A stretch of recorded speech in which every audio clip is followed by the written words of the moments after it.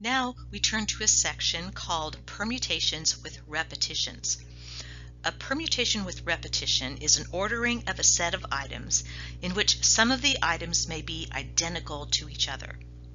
So a good example of this type of problem is this question here: how many ways are there to scramble the letters in Mississippi? So first of all, think about this.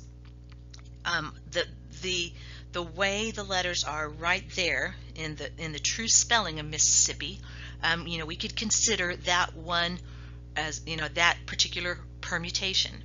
But let's say that we take the two S's in the third and fourth slot and change their order. So the one in the fourth slot becomes in the third, and one in the third slot becomes in the fourth. So just switch those two around. Well, since they're both S's, by switching them around, we really wouldn't consider that we've made a new permutation, right? It would look exactly the same. So we wouldn't want to count those two as different permutations if they look exactly the same. So what we want to do is find different ways to scramble these letters, and only find definitely distinct ways of doing that. So we'll talk about here on this slide how we might go about thinking this through and how we might be able to solve this without even having a formula. But then we'll see that we basically are developing a formula as we go through this thought process right now. Okay, so first we're gonna not use a formula, just use what we know already. So first of all, we might think, okay, might ask ourselves, how many of each letter are there? So there's 4 I's, 4 S's, 2 P's, and 1 M. So, if we're thinking about the different ways we could scramble these letters, in each case we're going to have 11 slots to fill. So I've put 11 slots there. Now, let's think about this as basically a 4-step process. Let's say that we first want to decide in which slots will we place the I's, okay? Well, that would be a fairly straightforward question. Think about, we've got all these slots. Let's say they're numbered 1 up through 11. So these 11 different slots, and we're choosing 4 of them to put the I's in. Okay, so how many different ways can we choose 4 of them? That would just be 11 choose 4, right? We'll take 11 things, choosing 4 at a time. So there'd be that many ways to place 4 I's in there. Now let's go on to a new question. How many different ways can we place the 4 S's, assuming we've already positioned the I's, okay? Because we're kind of doing this in stages, and we're going to assume that the I's are taken care of now, and now we need to place the S's. Well, once we place the I's in those 4 slots, then we have 7 slots left. So we would be able to say, well, of those 7 slots left, we want to place 4 in there. So how many different ways could we do that? It would be 7 choose 4. And then the next question, how many different ways can we place 2 P's, assuming we've already positioned the I's and the S's? Well, we've positioned 4 I's and 4 S's, and there's 11 slots each, so that means there's only 3 slots left, and we want to take 2 of those slots and fill them with P's, because there were 2 P's. So we would say that's the number of ways to do that would be 3 choose 2.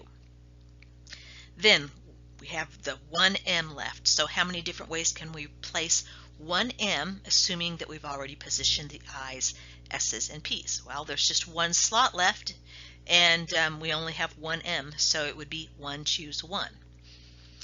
Okay, so now, assuming that those were our stages, we can think back to the product rule. And remember, the product rule said is, if we've got a sequence of events, we can take the number of ways to do one of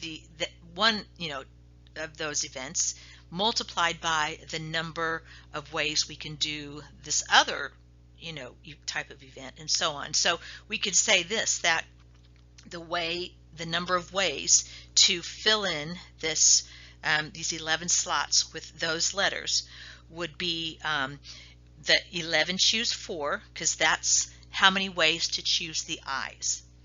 Then we would multiply using the product rule how many ways of choosing the I's. And so we think of that as our second stage, and there would be 7 choose 4.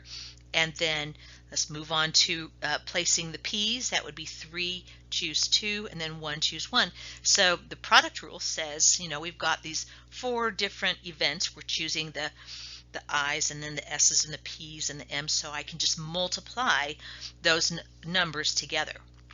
So I multiply this together. Now I'm going to go a little further on this one and use the formula for the combination values here. So first of all, ignore the blue for a minute, and 11 choose 4 would be the 11 factorial over 4 factorial times 7 factorial, right? That's just using the formula.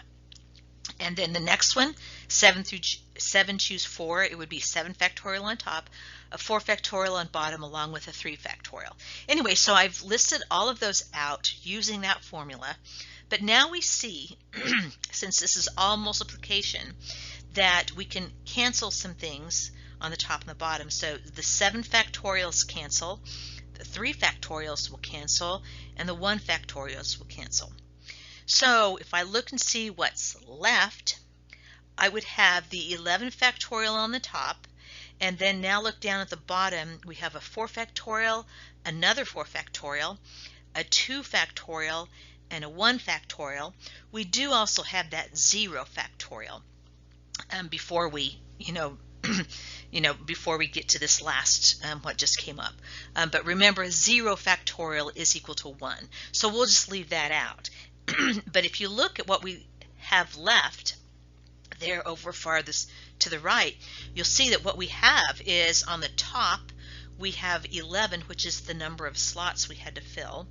And then on the bottom, we have all of those numbers corresponding to how many of each letter. So there were 4 I's, there's a 4 factorial, 4 S's, another 4 factorial.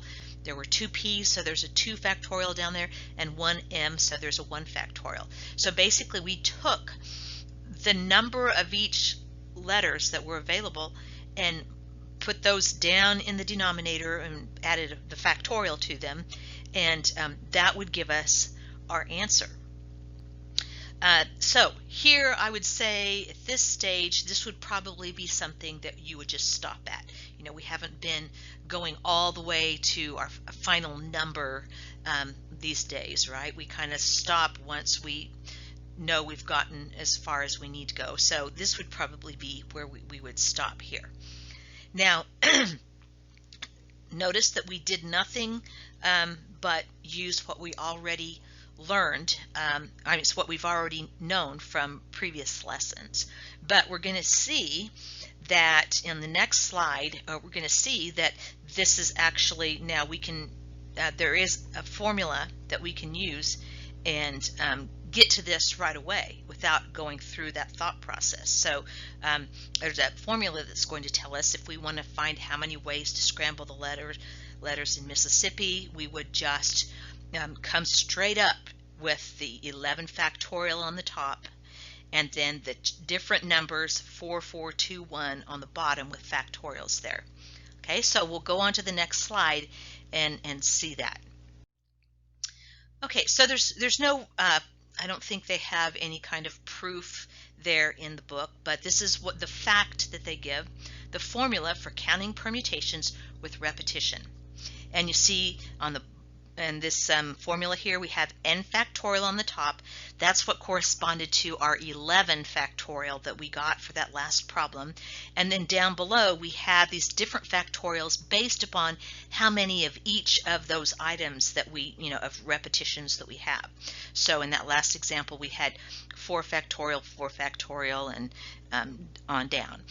So here's what it's saying, and I gotta say that I don't know why they uh, they are using this terminology because I think it's a mistake because, well, let me go ahead and read it and then I'll tell you what I think is wrong with it.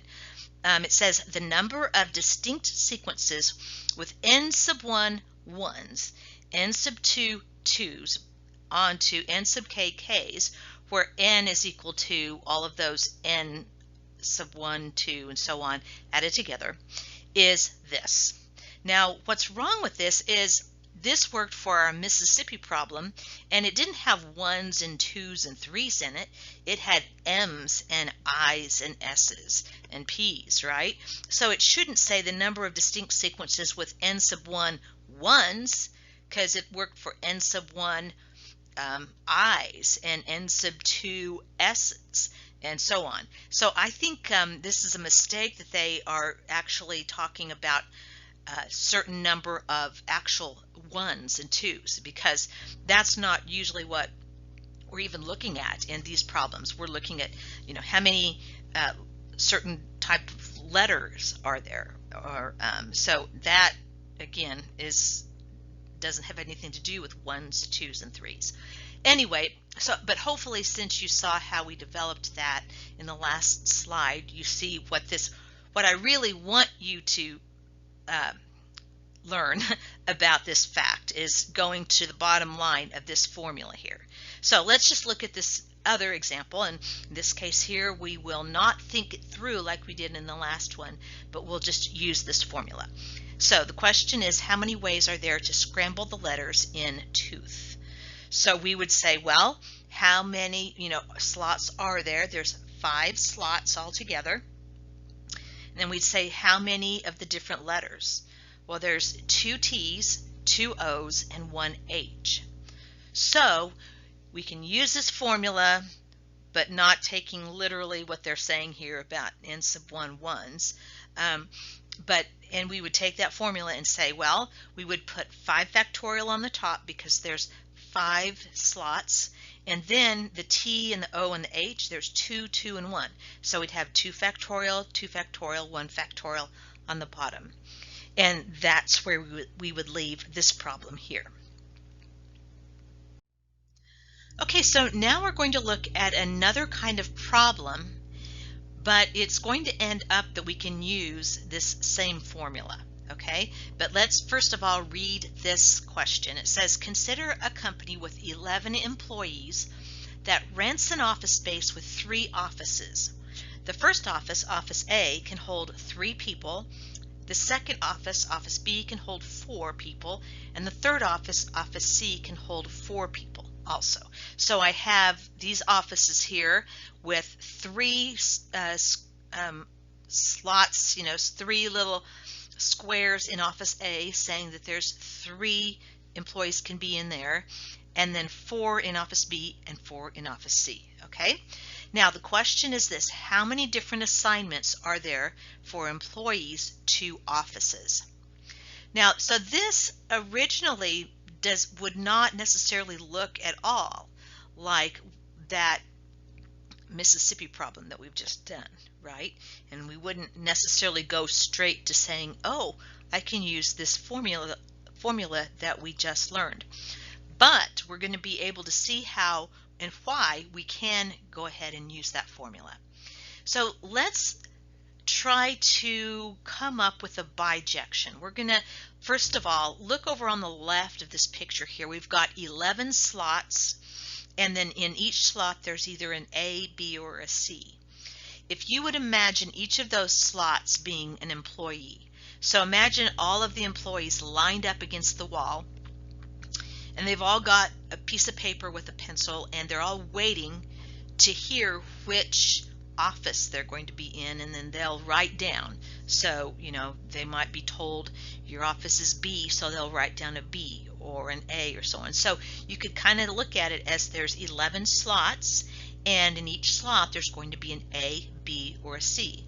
But, whoever's giving out these assignments would have taken into account the fact that there's only 3 people can be in Office A and 4 in B and so on. Okay, so anyway, take a look at those 11 slots and think about what that is very similar to these problems we just did, where we have a certain number of letters and some of them are repeats, and we need to find all of the different ways that we can scramble those letters, right?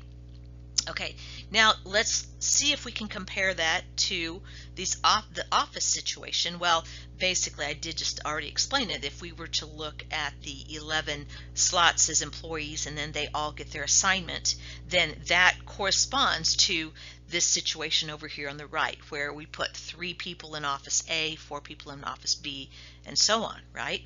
So what the book says at this point is that if we have this correspondence with those rules like that, then we would say that that is a bijection. Remember, a bijection is going to be a correspondence where there is a clear inverse. And there's a clear inverse because I can go back and forth, and like this particular one, BABB, CACC, ACB, would correspond to employee 2, 6, and 9 being in office A, right? And employees 1, 3, 4, and 11 being in office B, and so on. But if I started over here with just the office assignments, I could do the same thing. I could say, well, assuming that the employee has a number associated with him already, I could say, well, you know, if in office A, employee 2, 6, and 9 are in there, then it would correspond to this where the A is at a 2, 6, and 9. So anyway, hopefully you can see what I'm trying to say, that we could go, if we know that those are the rules and that we consider this correspondence, we could see that there's a clear inverse. I could go back and forth between these and still, you know, get the same thing. So since there's a bijection, we can use the bijection rule. And remember what the bijection rule says. It says that if we can count the number of ways one of those scenarios would happen, if there's a bijection between that set and something else, then we can say that that there's also that number of ways to accomplish this other scenario too. So if we could, you know, say that each permutation, since it corresponds uniquely to an office assignment, and each office assignment corresponds uniquely to each permutation, then there would the number of office assignments, which is what we're trying to find out, would be exactly the same as the number of ways we could arrange these letters, these certain letters, with 3 A's, 4 B's, and 4 C's. Okay, so we already know how to do that, arranging the letters, because that's what we just learned. We just learned how to use that formula that we see up here in the top right. So we could use that formula and solve this problem, because we see that there is a bijection that corresponds this office situation to this permutation of letters in certain slots. So if we use that formula, we'd say, okay, on the top is going to be how many slots, or in general now, if we're talking about employees for offices, then we'd say I can you know, use that. But let's think about it more straight in terms of just this scenario on the left, where we've got the 11 slots with the numbers. Okay, so if we've got with the letters, so if we've got that situation, then we could go directly to the formula and say we would have 11 factorial on the top because we have 11 slots. Then there's 3 A's and 4 B's and 4 C's, so we'd have a 3 factorial on the bottom, 4 factorial, and another 4 factorial. So that would be the answer. We know we can use that formula because we know it works for permutations where we've got a certain number of letters and we're putting them in slots. But we also know that same number would correlate to office assignments because we see that we've created a bijection. Here's another example very similar to this. A camp offers 4 different activities for an elective: archery, hiking, crafts, and swimming. The capacity in each activity is limited so that 35 kids can do archery, 20 can do hiking, 25 can do crafts, and 20 can do swimming. Now, if you add all of those up, the 35 plus 20 plus 25 plus 20, that gives us 100. And there's 100 slots in those elective activities, right? Okay, so now here's the question. There's 100 kids in the camp. How many ways are there to assign the kids to the activities? So I just wanted to point out that there's 100 kids and we have 100 slots for these electives, and that's what these types of problems are always going to be. That up at the very top here in the box it says n sub 1 plus n sub 2 all the way to n sub k equals n. So in order to be able to use this formula, we have to know that the numbers add up. Okay, so that these different numbers for the different activities should add up to the number of kids in the camp. Otherwise, if it was different, we wouldn't use this formula. Okay, so but since it is that, we would say, okay, I'm going to use this. Well, okay, let's think about it first in terms of these permutations where we've got 100 slots, because each slot could represent all of the different campers, and we could give the campers assignments. So give them an A if they're supposed to do archery, and H if they're supposed to do hiking, and so on. So this assignment to activities would be just the same as if we are filling 100 slots with some A's and H's and C's and S's, and we have specifically 35 A's and 20 H's and so on. Okay, so now we know, well, if we can put it in those terms, then we know we can use this formula.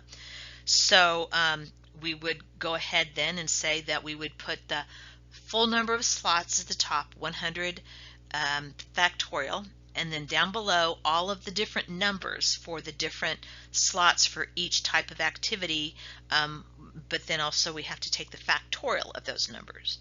So we have 35 factorial, 20 factorial, 25 factorial, and 20 factorial. All of those multiplied together down in the denominator. So that would be probably how we would just go ahead and answer this question. Just kind of leaving it in terms of that formula there.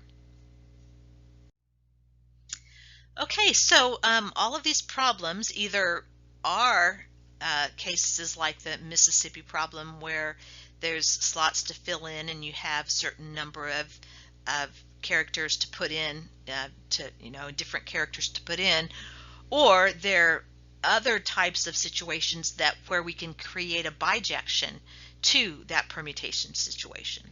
And so therefore we can always use that formula. So there'll be some participation activities to do. There's a challenge activity for this whole week. I don't remember if there's one for this section or where that challenge activity comes in. But anyway, there's at least participation activities for this section. So you'll be doing those, but also for the additional exercises for this section, to get some more practice, I'd like you to do exercise 1 and then exercise 5. So it would be something like 10.1.1, that's kind of thing. But I don't want to call it 10.1 because another semester it might be 10.2. So I'm just saying at the end of this section called Permutations with Repetitions, then look for the first exercise, and it would be called Permuting Letters and Words, and then try to do that one. The solution is available, so if you don't, so you can definitely check your work after you get an answer, or if you have problems even getting it, then you can take a look at the solution, and then also do the 5th one that's called Assigning Bedrooms to Daughters. So do that one too for some more practice, and let me know if you have any questions. Send me an email or arrange to meet with me, and we can go over any of those too, or any of the other problems that we've done in this section.